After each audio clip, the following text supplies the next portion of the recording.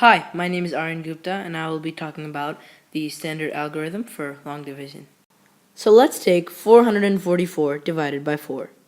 On the left side, you can see how an equation is represented in the standard algorithm. And on the right side, you can see how an equation is represented as a picture. For the picture, you will first draw a key. Then you will represent the numbers according to your key. Like for 400, I have drawn 4 hundreds. And for 40, I have drawn 4 tens. And of course for 4, I have put 4 ones. So what does division really mean? First, you must understand what it means before I teach you the actual concept. Remember, learning is not easy. Division means to distribute something equally amongst a number of people. Let's go back to our equation, 444 divided by 4. Now to distribute 444 amongst 4 groups, we have to first look at the first digit, the hundreds place. Now if you don't know what the hundreds place is, it is what you actually call 100.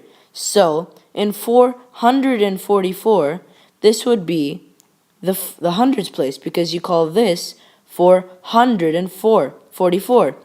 So for 40, this will be the tens place, 40. And for the ones place, this will be the ones place, 4. So how many groups are there? 4. 1, 2, 3, 4. So 100 can be equally distributed amongst 4 groups in this equation.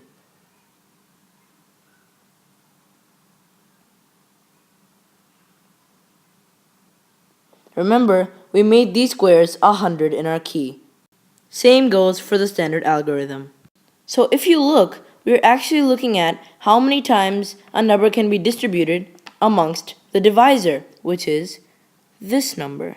Let me just show you this number right here. So what did we just learn? Once.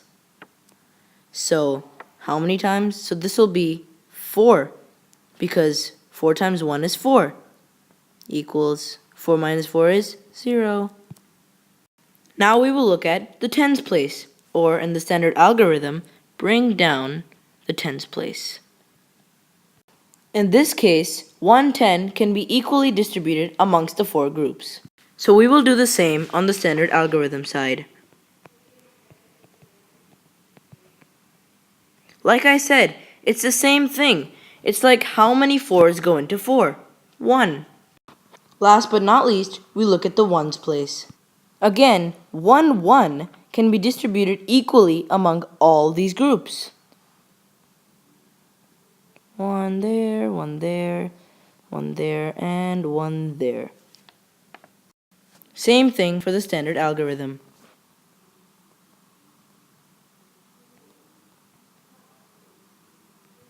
Zero.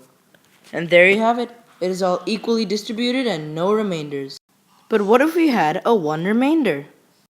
You were doing math, just sitting there minding your own business, when all of a sudden, he came along. The remainder. Why must you ruin our lives? But seriously. So in a pictorial representation, you'd have to break it down.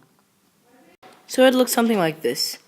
If you had your key, like something like, you had a sign for 100, like that, and then 10. There.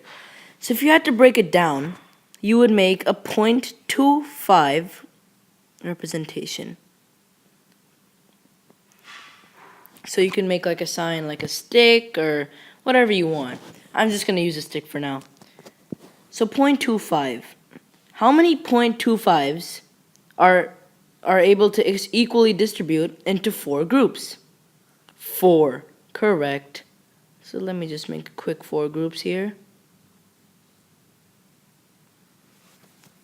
So with a remainder, this would be the answer. So this would be 100, this would be 10, this would be 1, and this would be 0.25. Let me just make it for all of them really quickly.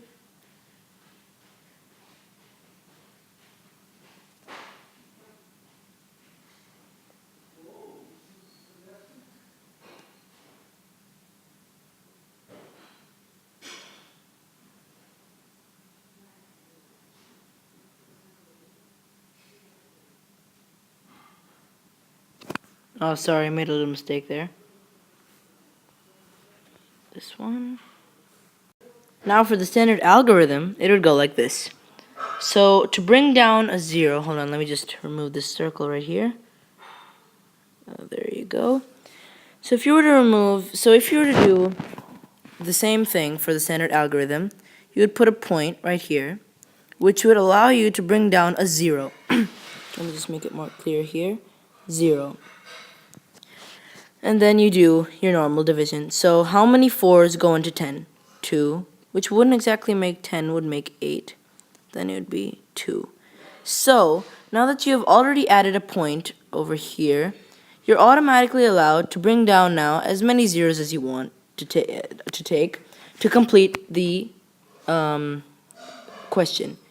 So I bring down a 0 here because 4s go into 2. So now, how many 4s go into 20? Let's do our little multiplication here. 4, 8, 12, 16, 20.